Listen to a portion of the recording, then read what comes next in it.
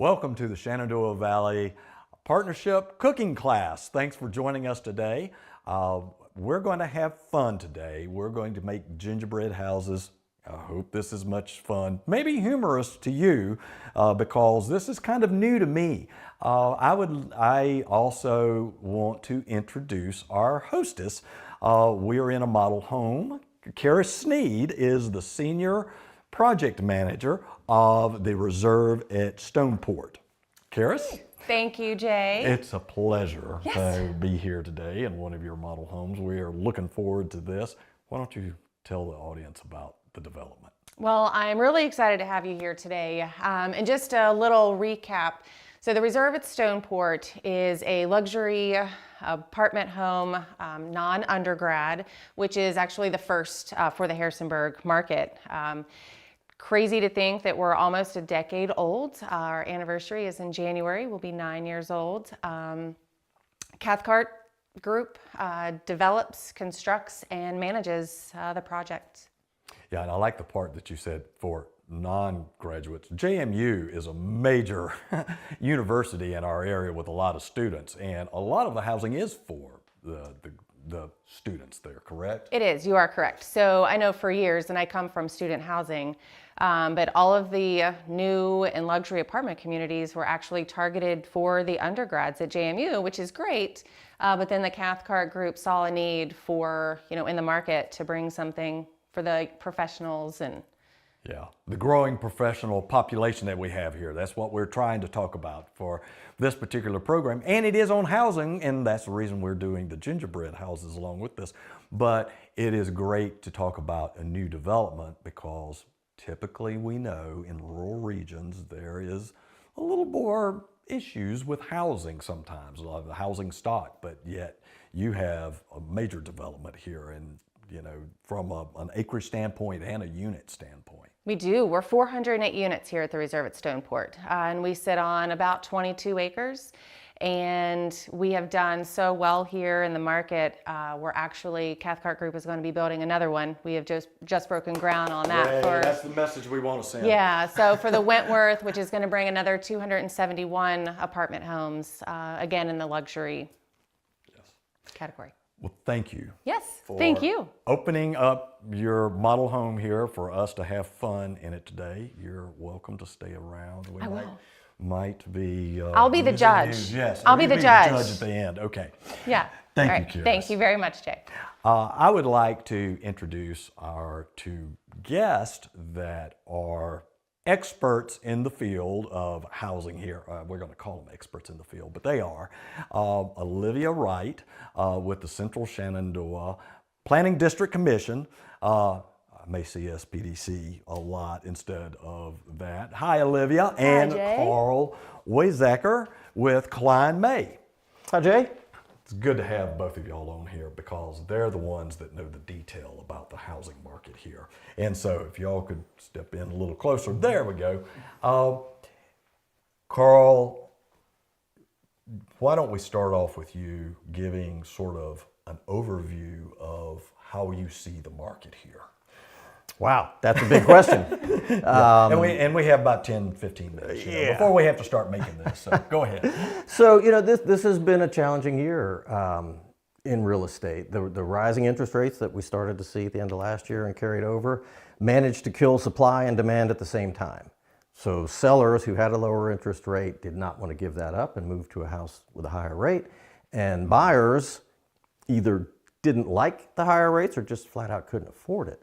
And so we're in a situation now where we had rates so low for a long enough time that folks began looking at houses almost like a car payment. And if I could afford the monthly payment, I'd keep bidding that price up. So now we've got these super high prices and whoops, now rates have gone up too. So we've got a real affordability crunch. As of this date of filming, rates are coming down nicely. We've had some good economic news. Rates are down about a point in the last month.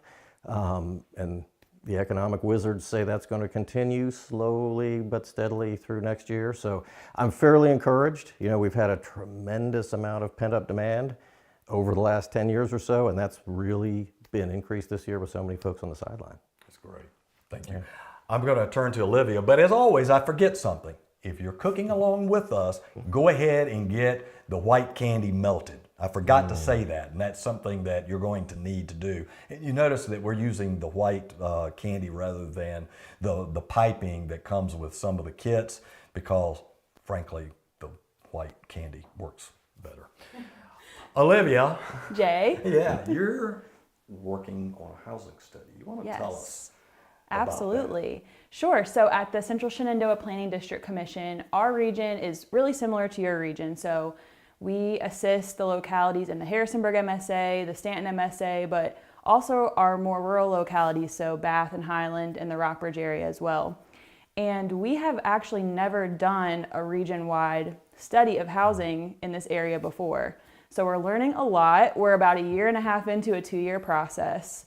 And the purpose of the study is, one, to just get a better understanding of our housing landscape, but two, to provide some strategies for our local governments and our developers on how we can provide more housing to the region. So it's been a really exciting process, and we've learned a lot of the same things that Karl just talked about. Days on the market last year was extremely low. Rental vacancy is extremely low. So it's a tough market out there right now. Yeah, I'm going to turn to the two of you for some of the statistics because, Karl, I remember when we had the housing forum last year, you talked about some very interesting things that were going on now that were outcomes that you could trace back to the Great Recession. True. And I think it was kind of the same with you with the information that you're finding through this housing study. It's been staggering, it's been scary, and from both of you. I'll leave it to you. I'd love to hear you explain to the audience that, yeah, we know that there are some issues with housing, there's opportunities, but there's still some, incipient issues we have to work with. Right, and in a word, it's inventory. That's what goes back to 2008 and 9 and 10, when we had, in the years right before that, builders were building like crazy, and we had people coming down here from Northern Virginia looking at a townhouse community saying, I'll take them all, which never happened. But that was the mentality. It was just so unreasonable. Then we had the crash, and we had several million foreclosures hit the market, and builders just stopped. They just completely stopped, to the point that many folks in the trades actually found new careers. They went into the oil industry as fracking picked up and various other things. So from that point until now, about a dozen years, new construction nationwide has lagged behind demand, and now we're over 1 million homes behind where the experts say we should be to have a balanced market. And do I remember correctly you saying that a lot of the smaller speculative developers for housing, they really don't exist right now? Right. Around Is that true? in our area here in the Valley, that was the model 25 years ago when I got into real estate. Somebody would buy a farm, get it rezoned, put in the infrastructure, and then sell lots. And local builders could buy 1 or 2 lots at a time, and local banks would finance those spec houses, and it was a slow and steady growth pattern. Now, there really aren't any opportunities for that, and the new construction is from national and regional builders who come in and have the ability to put up a ton of houses very quickly. But that also often means that our local tradespeople are not involved, our local attorneys, our local lenders, our local title companies. So it's a double-edged sword, but they are providing inventory. Yeah, it is, and we're fortunate that we are the size of the market that we're actually attracting some of that, because I know many rural areas, inventory is always an issue and so forth. That kind of goes back to some of the findings that you have seen in the study. And I'm going to turn it over to you because I can remember there were a couple of points like age of housing is the issue. I'll let you talk about some of the opportunities, but some of the challenges that we're facing right now. Yeah, so we've looked at the age of housing stock over the past 100 years. And when you look at our region, one thing that is promising is that across the region, we've seen fairly consistent investment in housing over the past 100 years. So we're not seeing all of our housing that's been built over the past 20 or all of our housing being built in 1939, but that's inconsistent across the region, right? So in the Harrisonburg area, a quarter of the housing that's been built has been built in the last 25 years, which is kind of mind-blowing. Then when you look at our more rural areas like Bath and Highland, a quarter of their housing was built almost 100 years ago. So it's kind of disparate impacts across the region, right? So in our rural areas, we need to be making sure that we're preserving the housing that does exist, in addition to building new housing. And in our MSAs, where people are moving into the area, we need to be sure that we're able to aggressively build to keep up with demand. So, and we want to keep that investment in housing. And we've also found that rental vacancies in particular are super low. So vacancy is around 2% in our urban areas, and you'd like to see it closer to 4 or 5%, because that means Kehris may disagree with that. she may. Yeah, she's off the camera going, yes. But that gives people a chance to make informed decisions about where they want to live. And it makes the rental market more competitive, so that if there's no options to live, you're just going to have to take what you can get, and rental rates are going up. And on the flip side, as Karl said, housing inventory is super low, and because the cost of building is so expensive right now, a lot of the housing that's getting built is on the higher end. And so that matters, because we want people to be able to buy houses when they're ready to, and not rent because that's their only option. What is, and let's take a look, and for the audience, we actually have 2 metropolitan areas, small metropolitan areas, but within our region. And so it is very diverse. I mean, from Highland County with 2,000 people to Rockingham, which is approaching 90,000 people now. Different housing stock really makes a difference in these localities. But what is the average price? And how affordable is that for our population? So in Rockingham and Augusta counties both, and that's an interesting thing for our immediate area, is 6 or 7 years ago, the average price in Augusta County was about 15% below Rockingham, and now they're almost equal. And that number is in around $350,000, $360,000. And when you combine that with a 7% interest rate, which historically is right at the average, but in our recent memory is really high, that becomes a big payment for people for the average price. And it's a real struggle for folks of the average median income in this area to be able to afford that average priced house. To add to that, I just wanted to quickly say, as part of the housing study, we did an analysis of the top 10 occupations by just number of employed people, and found that 5 of our top 10 occupations are going to struggle to afford the average cost of living here based on a median salary.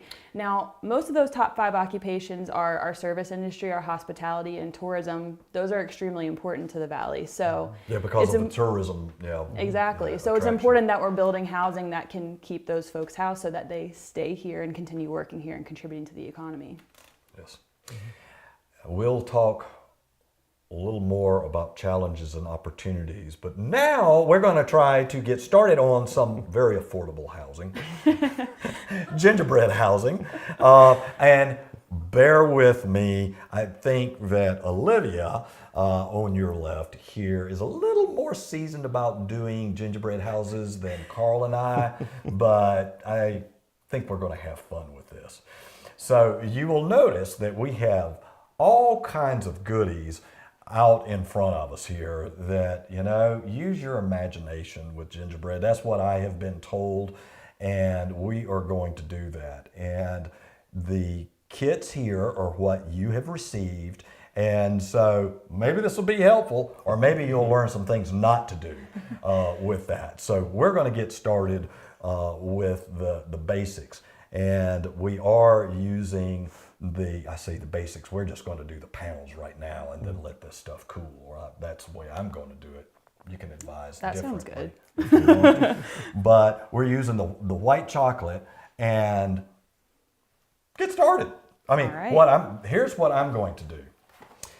I've decided, for better or worse, we're doing body work. Yes, I'm doing body work. You know that the body work for cars are great spreaders in the kitchen. Now, this may not be appropriate for food quality, but we're not eating this. You don't eat the gingerbread house. Well, maybe some. Speak for yourself. Speak for yourself. Okay, yeah, there's some things edible off of this, but we're going to take this, and I'm going to take this, and we're going to coat ours, Karl. Okay.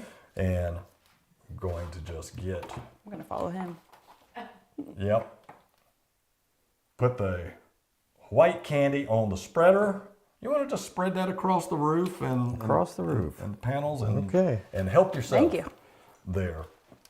Yeah, and it doesn't have to be thick, you know. And now is the perfect time that if you want to put sprinkles on something like this, I've got all kinds of and I'll share with you too. So appreciate don't that. show us up too bad, you know. But all kinds of, you can find them in the grocery store. I mean, everything under the sun. Okay. Here, you want some reload more? Yeah, reload you. Maybe we could do it this way. Ooh, that worked. That's a big We have warmers down in the sink so that we can coat all of our... Where else are we putting this?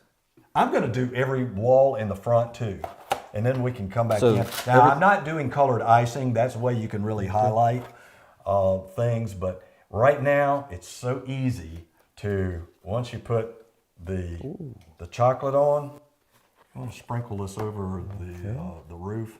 And you wanna trade me? Yeah, while While you're it's still doing tacky? that, yeah, while it's still tacky, exactly. Because I learned that the chocolate, well, it's not chocolate. The white candy will set up pretty quickly. And that's part of the reason that we're using it is because, first of all, I have little patience for this. And then second of all, it does set up quickly.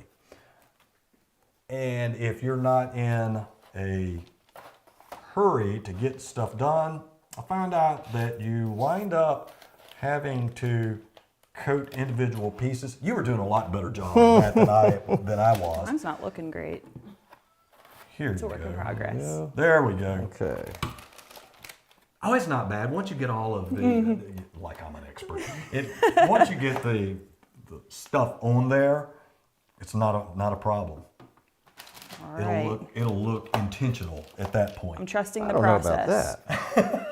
But it We're might not going- look we're like an going accident. with it looking intentional. And I don't know of science. I know if any of you are gingerbread houses, you know, makers or experts at this, you may be cringing at this point. I'm sure they We're are. just, you know, having fun. I did get some tips from people that are doing this, you know, and I was like, yeah, whatever. Can you pass the sprinkles, please? Absolutely. Do you want red or yellow or both? I even have gold somewhere. okay. Yes. I'll go Are red. we sprinkling the sides and everything too? What do you think? Only if you want. I was thinking that maybe this is an opportune time to actually put some of these on there, and I'll just put them down, and we can, Okay. you know, put them on the various places. We also have Reese's Christmas treats here, which are, by the way, made in Stewart's Draft in the Shenandoah Valley. Here. Product placement. And you can do that. And I have been told by some of the people that do a number of gingerbread houses that Tootsie Rolls, Twizzlers, any kind of like Reese's Pieces, just add it to there. It always is. You can use them for a lot of different things. One of them is you can use the Tootsie Rolls for the mailboxes. I'm not sure I'm going to be up to trying to make a mailbox today and do it within the time frame that we have here. But hey, you know, we'll see. We'll see. Good job. This is kind of looking like something my 1-year-old nephew made.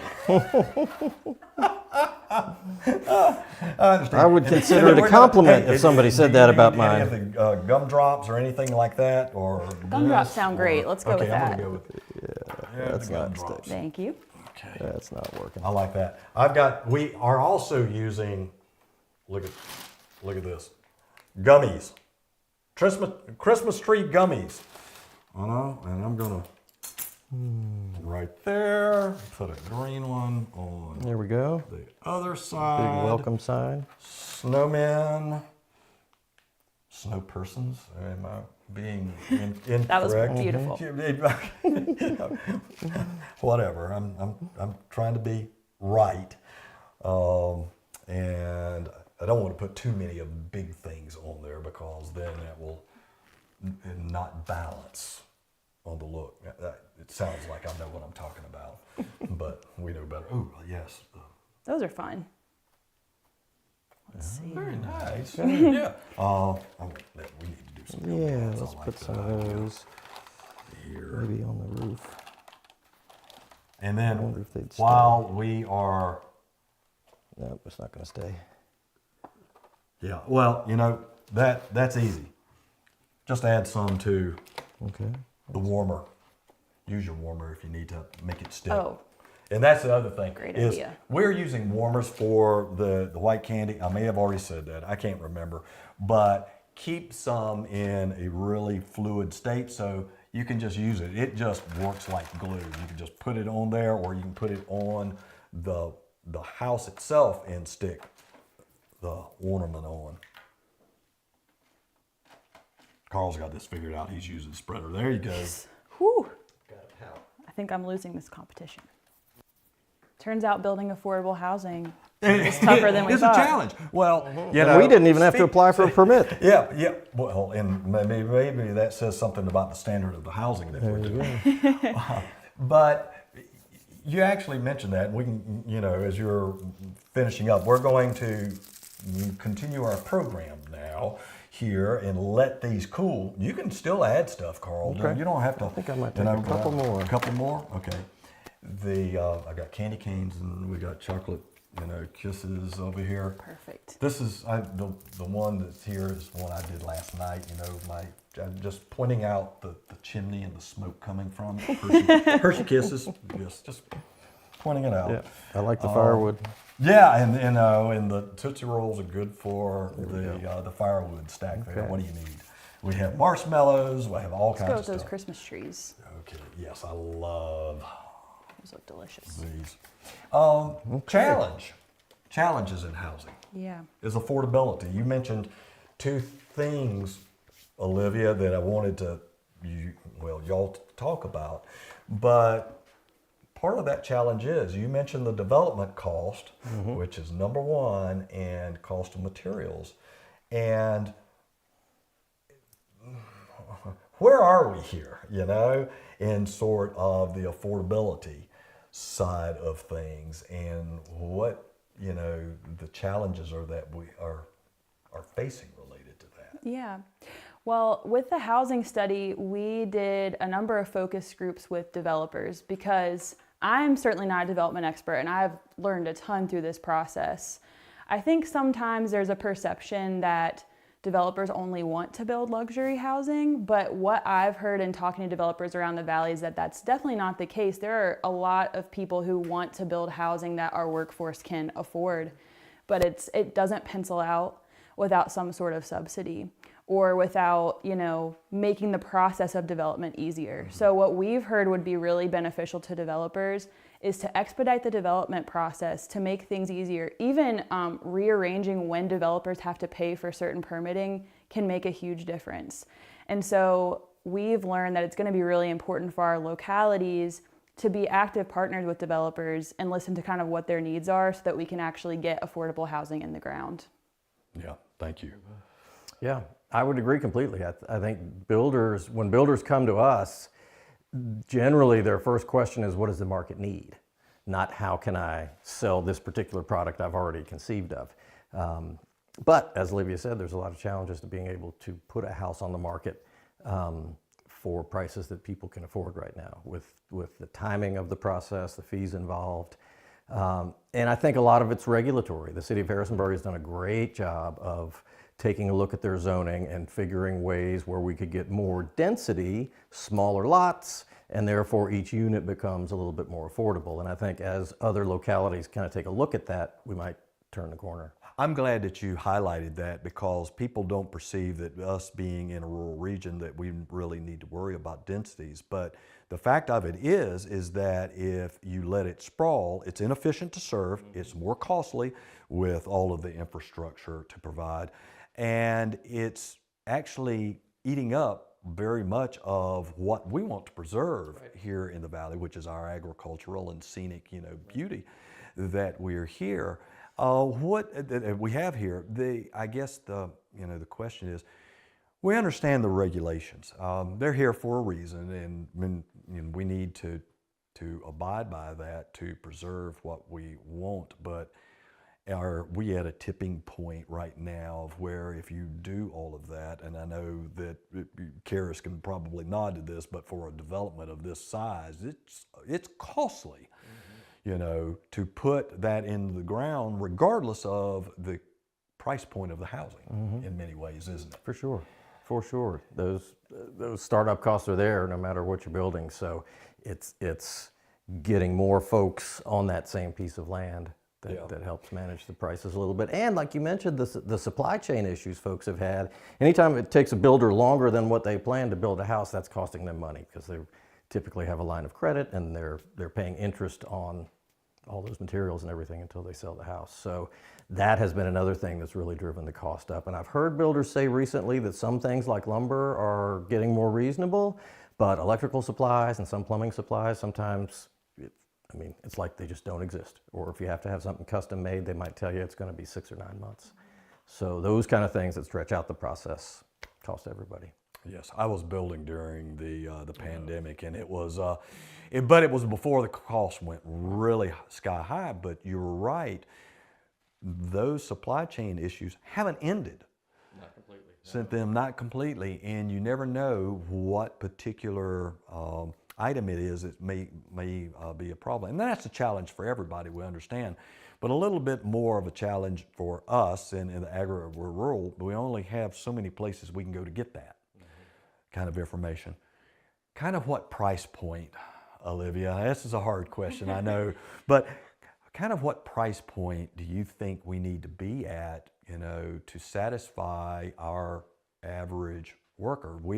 Manufacturing, very important to us, food and beverage, particularly here, we want to be able to have the housing, to accommodate the growth of our companies. And it seems like we're a little bit upside down in that. Yeah, I can definitely speak, especially from the home buyer perspective. I think that in order to make sure that, especially our younger workforce, those first-time home buyers that are missing out on that opportunity for wealth building, we really need to have more opportunities that are in the low to mid 200s, and that is so hard to come by now. Yeah. I can speak from the PDC's experience. We have a first-time home buyers program, and we provide down payment and closing cost assistance to eligible first-time home buyers. But our housing price limits are set by HUD, which is a federal housing agency, and the limit to use the program is $260,000. And a lot of times clients will come to us, they qualify for the program, but where they get held up is they can't find a house at $260,000, or at least a house that they feel good about moving into as a first-time home buyer where they're not gonna have to make significant investments to make repairs. So from the home buyer perspective, it would be great to have more opportunities. And part of the solution to that is probably going to be, to Karl's point, just building denser housing like townhouses, because just by nature of the size of their footprint, they're going to be more affordable.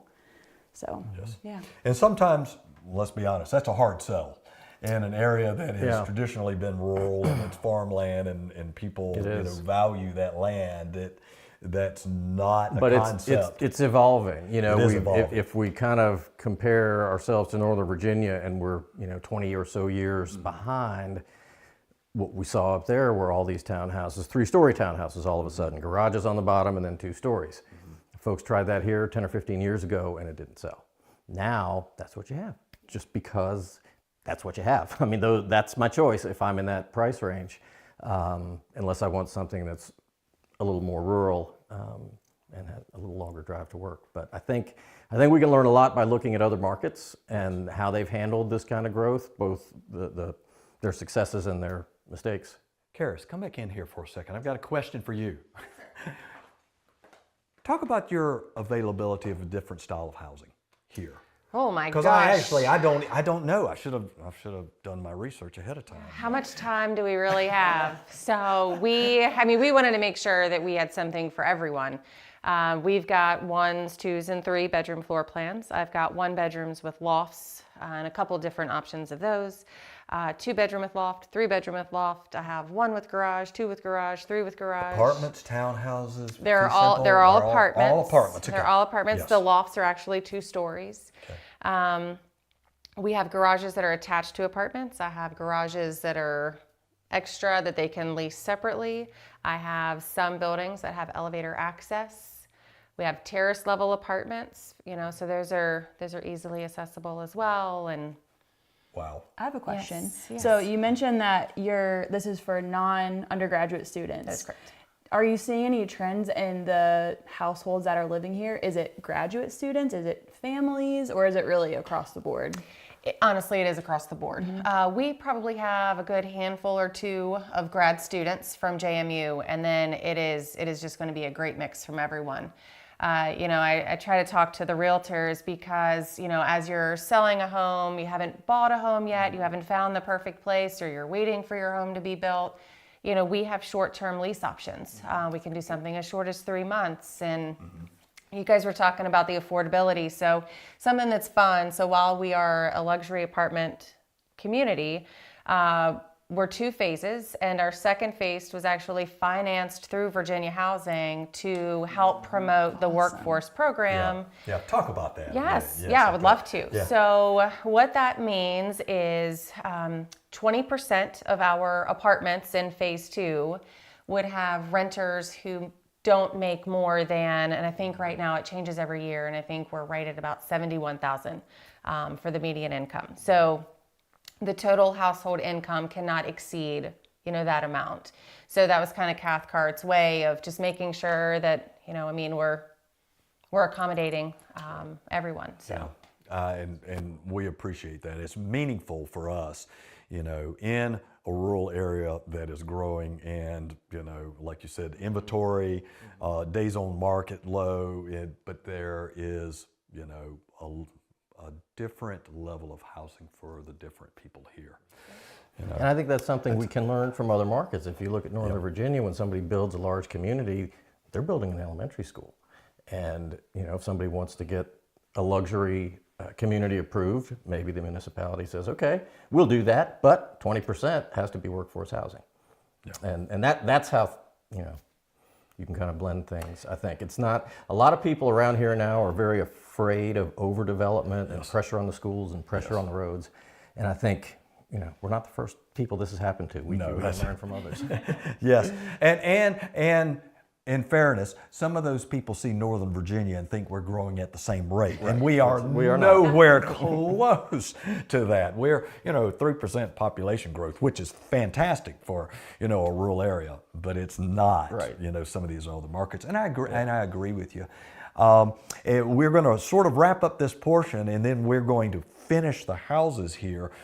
But part of the reason that we're having this discussion is because we know this is you as consultants are dealing with this everywhere. We are aware of it in this region, and we're exploring opportunities. We, being the Shenandoah Valley Partnership, has actually created a 501c3 to look at how can we work with the private sector to maybe address some of the issues that Olivia said. I've almost been in this business for 40 years and never thought I would be talking about housing, but it's foundational now for what we do in our growth long term. That childcare and transportation, those are the sort of the three legs of that stool. And so we're grateful that we have somebody like Cathcart here, and that you're building this kind of housing. Yes, we'd love to have more, single family, lot style, but it's got to make sense in the scheme of things from a density standpoint. And we know that we have to address sort of the regulatory side too, and make that work for us for long term. So, do y'all have any magic bullets to cure this? Well, I I would wish. think you probably wouldn't be standing here wish. talking to me. If I could pull 1 million houses out of my pocket, we'd be ready. Yeah. No, it's just going to take time. I don't think people ask me every day, are prices going to drop, or when are they going to drop? And I don't think they are. There are just so many more buyers than sellers. I think it's going to take years until we're truly at a balanced market. In a market, and part of that is I can remember we attended together a big housing summit in October, and days on market and price elevations are just scary. And I know it is for many of the markets, but but Kehris likes the low vacancy. So in that short style of days on market, you want that low. I understand it, but let's wrap up. Let's put the houses together. You're going to exit, Kehris? Or you want to help? Or you want to help? Kehris, help kind me of getting here. a lay of the house here. Do we have some blueprints? You've done a great job. Provide some decoration. Yeah, Kehris, can you come around? Yep. Yes. Sorry. And I'm going to give room for Olivia. Okay. Instead of using a piping bag or a Ziploc bag, I am using this style of plunger for how we're going to assemble it. Okay. And something that y'all can use, and I'm going to share with you, Duplo blocks that we can stand the walls up for. Okay. We have a selection mechanical of aids. blocks, mechanical aids that we can use to help. You can reach it if I don't drop them in the sink, or you can put them on here and you can make it stand up against this however you'd like. I'll just stop. Okay. This is where I've gone Reaching for wrong stuff. every year. I looked at the kits and I'm going, okay, now what are you going to use? Duplos. I've got some for grandkid. Hey, it works. And so we're going to use this and we're going to start assembling. You can use the piping bag. You can borrow this if you'd like, whatever. I'm going to watch you first. We're going to see. This will work, and it will take a minute to get all of it in here, and then I can let you, but this thing works really good. And I have no idea of why I had it. I'd never used it, but I found it in our house. And I do know that it was made for cooking and icing and things like that. But I just exhausted my knowledge of this. I've never made a gingerbread house using the J method before, so I need to watch. Probably a lot of this is not your normal, but then I'm taking some things from other things that I do. So Karl, let's get something here to stand it up. I had already pre-made corner. I have some other stuff here. Okay. Y'all want some blocks? Sure. Some additional blocks. You can use that one there. And just going to set it down. We're going to start with one of the walls Do we need that? and a front. Yeah. And set it up this way. I need to Very build. clever. And if, I'm all about Okay, I think I see expediency. what he's doing. What is he doing? Yeah, here's what I'm doing. I'm just using these as props. And if you will I'll just hold it. hold that, Like something else? say, take this and then squeeze it out and use this as Okay. the glue Then we need. I'll hold this. to hold it together. Yep. Now, it's pretty warm, and so here, I'll Okay. let you use it. And it's going to take probably a second. Well, it's going to take more keep than my a sleeves second or out of the way. two to put this all together. Am I getting it? Yeah. And when y'all are done with that one, if you will pass it back over. It's not going to actually stick for a while. Yeah, because this is so warm. We may resort to the icing in the piping bag. Is that what it's called, piping bag? I think it is. I think that's it. That's good enough. If we can get the walls up and the we roof should- on, the weight of the roof will. I know the roof Hold will, the will stay. Yes. We're falling apart over here. Okay, I'll hold this. Wasn't a metal knife, thank heavens. All right, and it is I'm not gonna reinforce sticky, it on both Not at all. sides here. not at all. And maybe we coat the edges Having a first. little cooler. Yeah, will help. I'm surprised. This is what happens when you're doing stuff live. Mm-hmm. You never know. That I'm getting is these blocks not. messy, but you know what? It actually. Okay, lesson learned. Don't have Yeah, there you the white candy too hot. See, if I was doing this by It myself, is not been sticking like it should. should we try for wall number 2? Sure. Yeah. If y'all find a trick, let me know. This is. Do you need that? Or I wasn't don't having. know. You don't think so? Gosh. No. I think we're about to resort to the icing in the bag. Yes. Or the kind that's already built. Which this was. I didn't have to assemble this one, but I have used the. Squish it together. See, the thing is, it's an that- uneven. It's not a very tight. Oh, wait. Yeah, so it's an uneven. So I think what you need to do Oh, here, get the inside, get like right here, Yep. and then I'm we'll watching. shove that up on that. How many people does it take? It's going to take all 4 of us to do one to get this one point. wall. That's Yeah, we're what's all gonna going to happen. Hold Here. a wall. There we go. Okay, all right. Now we're on. Oh, it's starting to set up. Okay. Getting You icing in know, my 5 minutes later. And then Our producer is looking at his watch going, y'all are never going to get through with this.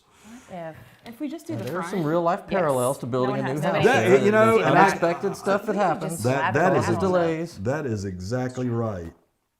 On the side. Yeah, right there. You know what we should have done have left it on the cardboard there and set Well, I'm thinking we set could the even, foundation. if there's some in there, we could just dunk the Yep. edges. Yep, we can. There's still there's some, No, that's but I don't think enough. yeah. All right. We have a stapler. Right. Or tape. No, we tried to use tape earlier. The tape didn't work. Not for the gingerbread houses, but for something else. Okay. Y'all are moving along, aren't you? Oh, y'all, see, you got a Teamwork great makes the idea. dream Okay, I work. tell you what. That goes in there, All right. and I'm just going to let it lean in, Oh, and let's do another one there, and let's put that one up. Here's your piping bag and icing back, if you want it. You. I didn't mean to hoard it. Too funny. This is hilarious. Do not try this at home. Yeah, dude. Yeah. This is. See, now I know that those of you who probably do this are cringing. This is working. We're making this up as we go. Yeah, that'll work. And I tell you what, Right. we're going to.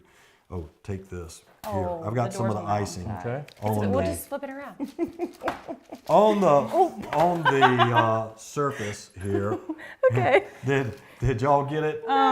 It fell apart. It fell apart. Yeah. You should have invited a builder to join Yeah, us. I have we no needed a builder. appreciation for the trades. Needed a builder, and I did not build the reserve at Stoneport. no responsibility there. Yeah, it's just Yeah, it's Nothing's really lining up. the white doing here, Kehris. the white candy is not. a little Elmer's Setting glue in up, reserve yeah, might I have been a was- good idea. Yes. All right. Where are we with? Let me. Hey, this will be the first time I've ever done this, but yes, I think we're going over our limit. Because none of this is really working. I'll have to take a picture and send everybody, but you know what? Once we get it glued up. My experience with these is not been this difficult, but this is what happens when you try stuff. And what I was going to Got a show. nice open air concept going. Yeah, we got a nice open air. So we were going to. Hey, did you put stuff on your roof? Okay. We were going to do, and I'm saying now this in the past tense because we're not doing it because y'all want to leave, but Hershey's bars. This is one big bar. Metal roof. We have a lot of metal roofs in the Shenandoah Valley, and this is what we were going to use for our roof. But that's not going to happen today. So, thanks for being with us, and really hope that you have great holidays and a prosperous new year. We will be back with a cooking show. I have been asked to make sure we're cooking again, and probably in February.